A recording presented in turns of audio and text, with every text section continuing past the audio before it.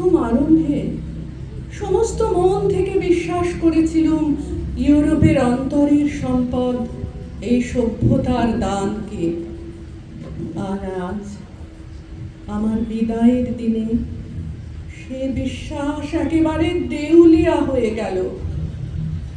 আজ আশা করে আছি পরিত্রাণকর্তার জন্মদিন আসছে আমাদের এই দারিদ্র লাঞ্ছিত কুটিরের মধ্যে।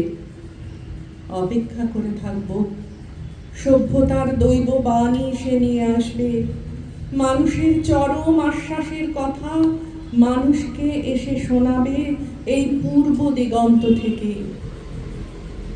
আজ পাড়ের দিকে যাত্রা করেছি, পিছনের ঘাটে কি দেখে এলুম, কি রেখে এলুম, ইতিহাসের কি অকিঞ্চিৎকর উচ্ছিষ্ট সভ্যতাভিমানের পরিকীর্ণ ভগ্নস্তু। কিন্তু মানুষের প্রতি বিশ্বাস হারানো পাপ, সে বিশ্বাস শেষ পর্যন্ত রক্ষা করব।